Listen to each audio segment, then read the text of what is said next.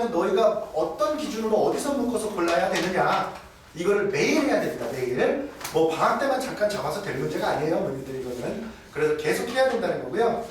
다만 이거는 애들이 배운 거를 갖고 매일 하기 때문에 더 익숙하고 알게 되는 거죠. 아이들이. 그리고 이제 뒷장 보시면요. 거기 위에 이제 보시면 두 문장은 영작하는 거예요. 아까 그 테스트지에 같이 딸려 나오는 겁니다. 영작을 매일 2개에서 3개씩 하게 됩니다. 근데 그게 보고자 하는 바가 분명해요. 어떤 문법을 연습할 건지가. 그래서 이것도 영작을 우리가 방학 때만 하고 끝나는 것이 아니고 계속 해야 된다는 거. 자, 이거는 지금 왜 합니까? 내신 때문에 하는 겁니다. 내신 때문에. 내신 안 하고 정시할 거면 영작 안 해도 됩니다. 근데 벌써부터 포기할 이유가 없죠. 그렇죠? 그래서 내신 해야 되고요. 그 다음에 이제 밑에 있는 양식이 뭐냐면요. 그 다른 학원들 보면은 내신 기간에만 내신을 해요. 근데요. 고등학교 때 지문이 그렇게 만만치가 않아요.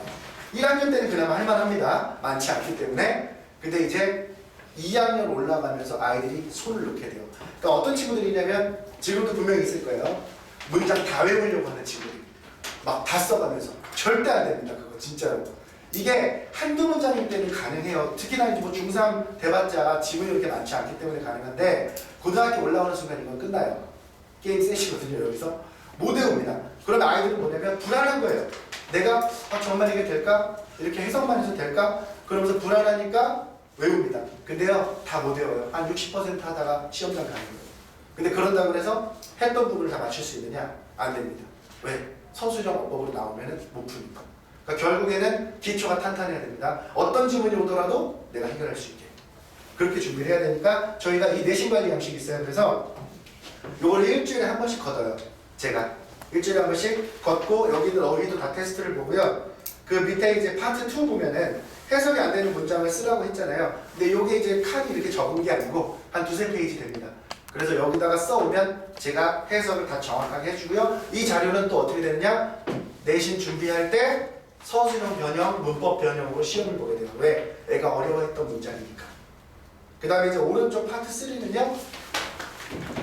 그냥 애들이 학교에서 선생님이 무슨 문법 설명을 했는데 도대체 뭔 소리인지 모르겠다 그러면 그냥 문법 이름만 적어와도 돼요.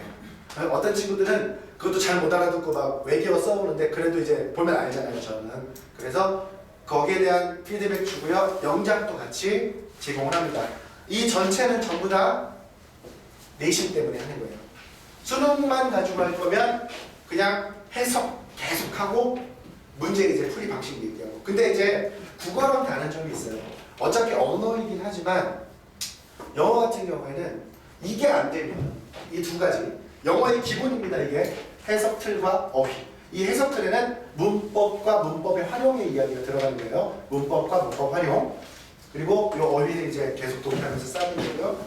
근데 영어는 이게 안 되면 그 뒤에 얘기를 할 수가 없어요. 뭐 소재를 어떻게 찾아라, 주제를 어떻게 찾아라, 뭐 순서 정하기 문제에서는 이것이 힌트다, 빈칸 추론은 이렇게 풀어라, 이런 얘기를 할 수가 없습니다. 말이 안 되죠. 해석이 안 되는. 어디서 그런 얘기를 하고 있습니까?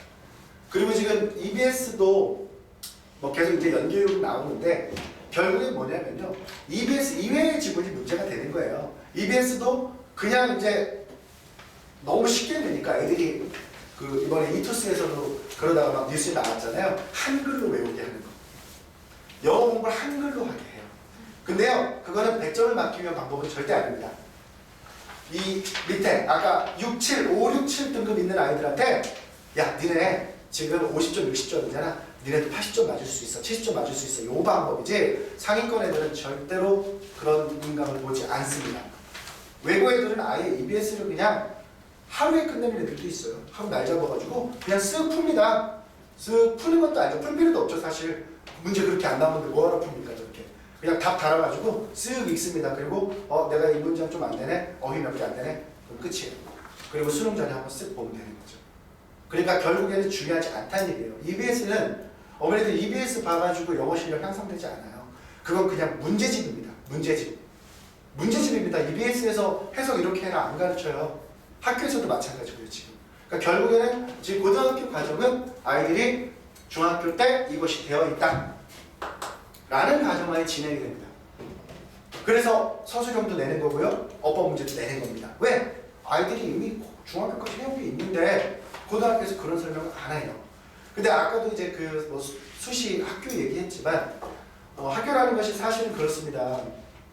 좀 못하는 애들도 잘할 수 있게 좀 도와줘야 하는데 그렇지가 않아요. 잘하는 애한테 몰아주는 교육이 되고 있어요. 지금 수시 때문에 그렇죠. 내신 때문에. 그러니까 영어 잘하는 애들만 잘 몰아줘야 돼요. 사실 고등학교에서 지금 하고 있는 게. 그러니까 여러분 지금 어머니들은 그거를 감안을 하시고 중학교 때 이거 잡고 올라가지 않으면 내신 상위권 못 간다고 생각하시면 됩니다. 이걸 잡으셔야 됩니다. 그래서 제가 늘 말씀드리는 게 고1 내신 고3까지 간다. 그게 이제 몸에 익어서 가는 거거든요. 그 지문 비율을 보면 이렇습니다. 예를 들어서 그 100을 놓고 본다면 고3이 100이라면 그 지문의 어떤 양이 그 내신 때 공부해야 하는 양이 고2가 한 70%, 고1이 한 50에서 40%입니다. 고3 대비. 그러니까 고1, 2 때 이게 안 잡혀 있는 아이들은 고3 가서는 못해요. 절대 못합니다. 단어도 지금 외울 게 산더미인데요. 어디 이 틀을 잡고 앉아 있습니까? 그래서 체득이 중요합니다. 제가 아까 계속 말씀드린 체득이라고 읽으면서 그대로 해석이 되어야 됩니다. 그걸 연습할 시기는 지금이 적기고요. 왜냐하면 우리한테는 지금 그 중간고사가 이제 5월 초인데 거의 4월 말에서 5월 초인데 지금 1월부터 시작하면 거의 4, 5개월이 저희한테 있는 거거든요. 충분히 할 수 있습니다. 아이들만 의지 갖고 따라오면 충분히 만들 수 있습니다. 저는요 아이가 못 읽어도 괜찮아요. 그것도 다 보충해 줄 거예요. 읽는 것도. 발음 기호도 진짜 어머니들 잘 모르실 거예요. 저도 깜짝 놀랐어요. 아직도 못 읽는 친구들이 있더라고요. 학원에 오는 애들 중. 못 읽는 친구들이 있어요. 근데 이제 이번에도 이제 고3 애들이 상담을 오서 그래요. 이제 창피한 거죠, 자기들도. 저기 어느 정도까지 하면 받아주실 거예요? 그런 거 없다. 다 받아줄 거다. 할 수 있게 만드는 게 이제 저희의 일 아닙니까? 그래서 저도 역시도 이제 보충을 잡아주려고 수업을 많이 넣지는 않았어요. 그래서 못하는 친구들 중에서 의지만 갖고 있으면 다 해줄 겁니다. 그래서 만들어 갈 거고요. 자, 질문 있으면 하시고요. 오늘 여기서 마무리할까 합니다. 그리고 참 저기 개강은요. 일단은 저희 영어 같은 경우는 내일 개강이에요. 예비 고1이. 그래서 좀 늦게 오더라도 그거를 이제 앞에 빠진 부분을 다 보충해 드릴 거니까 충분히 이제 생각해 보시고, 그리고 저희는 1학년은 한 반만 받을 겁니다. 영어는 한 반만. 한 7명에서 8명 정도 지금 생각하고 있고요. 그 한 반만 일단 받을 겁니다. 1학년은. 두세요. 저희가 딱 괜찮습니다. 어차피 지금 한번 청소해야 되니까요. 네. 네, 또 궁금한 거 있으세요? 그 교재는 다 제가 다 쓴 교재로 수업을 하기 때문에 그 어느 어머니께서 상담을 오셔갖고 말씀하시더라고요. 저한테 저기 시중에도 이런 교재 많지 않나요? 예, 많습니다. 그러니까 아무튼 구문독해라고 이름이 들어간 책은 목표는 이거예요. 해석틀을 잡자인데 제가 왜 시중 교재를 안 쓰냐면 시중 교재는 챕터별로 나눠져 있어요. 그건 무슨 얘기냐면 아이가 문법책처럼 또 배우는 거예요. 해석하는 방법을. 근데 이 챕터가 끝나고 나면 애들은 또 앞에 걸 잊어버려요. 그래서 저의 방식이 뭐냐면 아예 해석하는 하나의 틀을 줍니다. 자, 간단히 말씀드리면 이겁니다. 명사가 있고 명사를 꾸며주기 때문에 영어는 길어져요. 그래서 그 꾸며주는 방법들에 대한 이야기를 먼저 한 후에 그걸 랜덤으로 가르치는 거예요. 아이들이 계속 연습할 수 있도록. 그런 방식이고요. 효과 많이 봤습니다. 처음에 제가 이 방법을 했을 때 이게 개발한 지 한 6년 된 방법이거든요. 근데 처음에 의아했어요.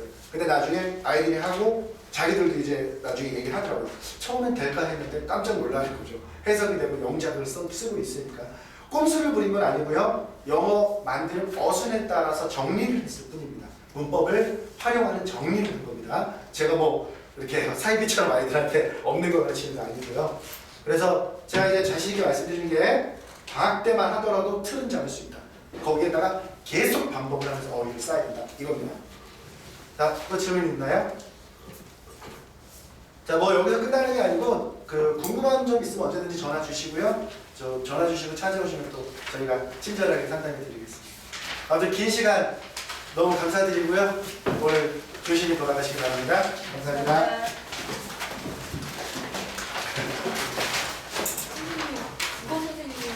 예, 들어가세요. 교무실. 예, 교무실. 아니, 오늘 주세요. 저희가 할게요. 걸으니까 괜찮습니다.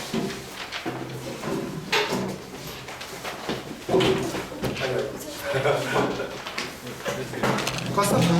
아니요. 이거 눌러 빨간 거.